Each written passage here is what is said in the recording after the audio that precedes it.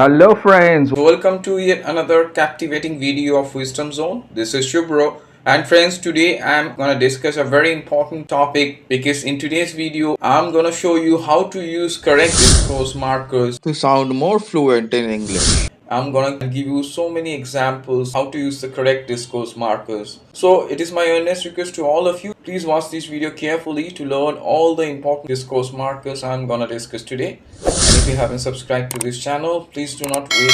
Immediately go ahead and subscribe to Wisdom Zone and hit the bell icon to get the first notification. So without wasting any more time, let's get started. So friends, welcome back once again to this fascinating session on correct use of discourse markers to sound fluent. And as I have promised, this video is quite essential for all of you who want to speak clearly and effectively, and all these discourse markers I'm gonna discuss would definitely help you to sound quite natural and proficient.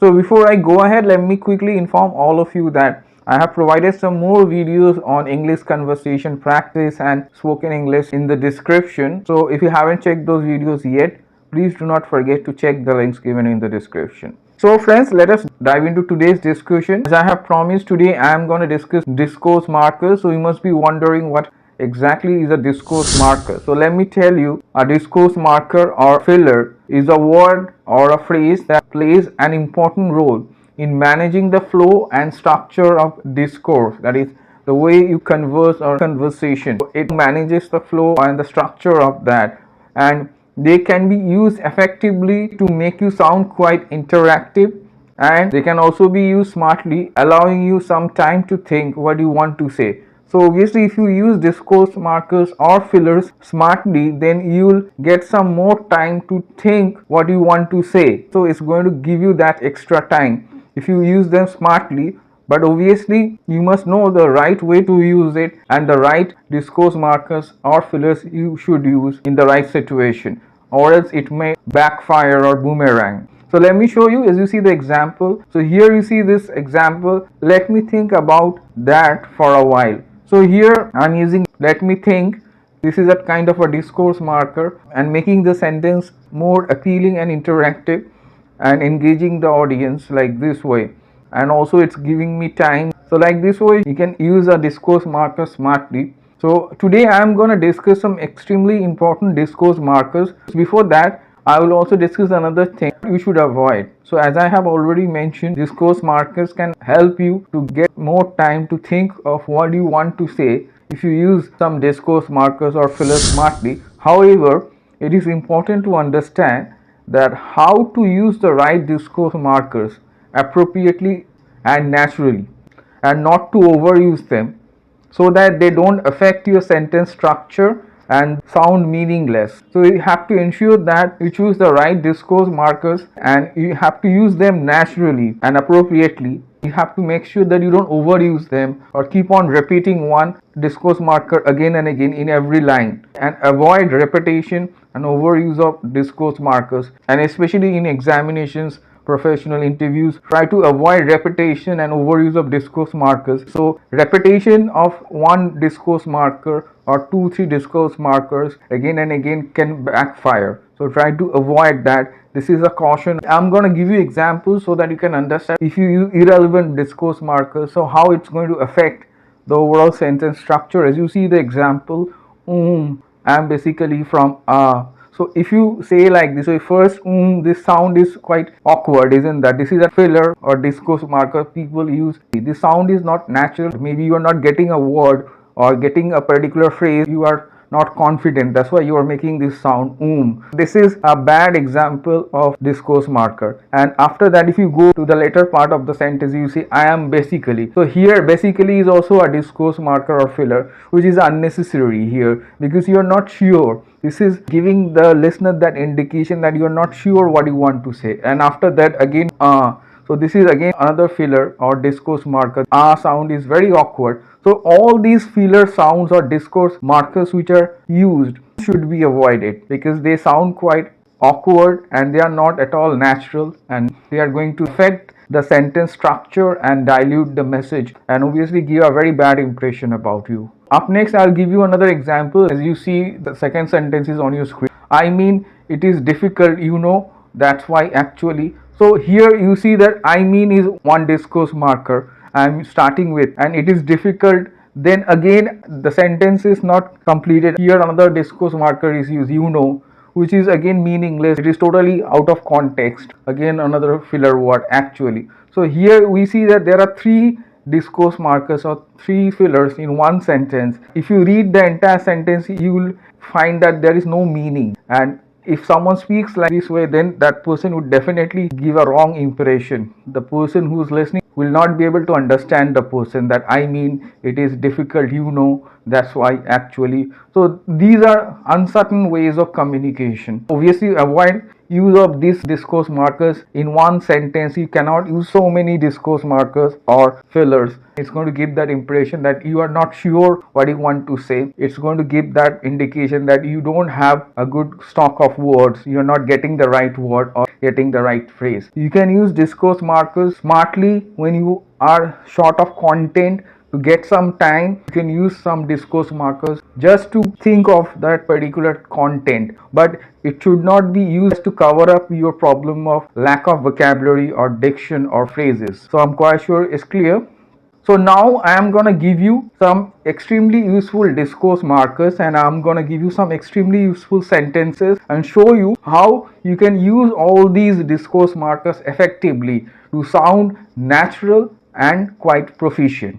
So let's get started with the first example. As you see on your screen, I'll give you some examples to make you sound quite interactive. As you see the first example, I just realized that it's too late to dine out. So here you must have understood just is a discourse marker or a filler, but here the sound of just is natural, that I just realized, making the sentence sound quite polite. So you can add this kind of short fillers, small words like just, but don't overuse that. Don't keep on repeating one particular discourse marker or filler again and again. So here I'm using just to make this particular sentence sound a bit polite. So like this way you can use. You see the second one, how one can respond, well, to be frank, it's not too late yet. So here again the word well is used as a discourse marker or filler. The sentence is starting with the word well, but it sounds quite interactive, quite natural, isn't that? So one would definitely feel it is quite interactive, but it should not be overused. So here you have also understood how to use this word well. So up next we are going to see some more. As you see, the category which I am going to discuss, how you can give an opinion, information, or any kind of message using some discourse markers. So as you see, the first is unfortunately, and let me show you how to use this discourse marker and give an opinion or information. Unfortunately, I can't attend your birthday party. So here I am giving a disappointing news in fact, but as I am adding unfortunately, it doesn't sound that rude, isn't that? So like this way you can use this discourse marker to sound quite natural, sound quite polite, that unfortunately I can't attend your birthday party. So this is a natural use. So up next you see another one. As you see the fourth sentence, I am afraid I can't be there today. So here again I am using I'm afraid. It's a discourse marker, it's a phrase in fact. So I'm making the sentence sound polite by adding I'm afraid. So it sounds quite natural, isn't that? But you don't repeat the same discourse marker again and again in every line. Use variety of discourse markers as per the situation. Up next we will see the fifth one. As you see, frankly. Frankly can be used to sound quite interactive. Also it helps you to connect with the person. Frankly, I'm concerned about you. If I directly say I'm concerned about you, it doesn't sound that interactive, but simply I can add frankly and say frankly I'm concerned about you. So it sounds quite natural and also quite interactive. So like this way you can use frankly. Up next we are going to see the next one, number 6, how we can use some discourse markers to add a comment which is surprising or contrast to what has been already said. As you see, however, so here you can use this discourse marker and express a contrast. As you see, most of his friends failed in the exam. However, he did quite well. So here I am using however and making the speech sound quite narrative and interactive, isn't that? And the next one is to add information. So we can use additionally, as you see number 7, to add information. As you see the example, additionally, there are excellent landscapes to explore. That means apart from, so instead of saying there are excellent landscapes to explore, so we can use additionally and add information like additionally there are some other features, additionally there are excellent landscapes to explore. That means apart from. So like this way you can use this discourse marker and sound quite appealing.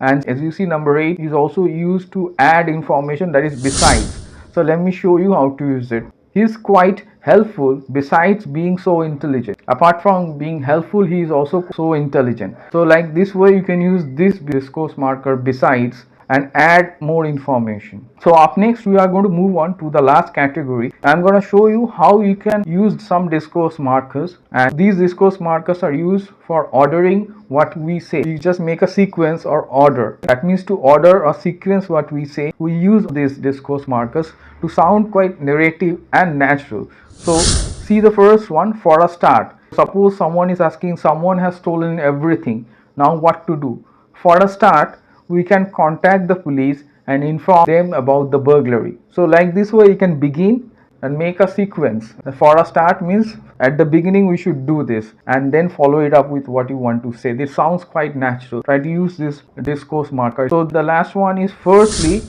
secondly and lastly. We can use these three for sequencing. So see the example. Firstly, we are going to learn how to sketch. Secondly, we are going to look at what makes a good painting and what makes a bad one.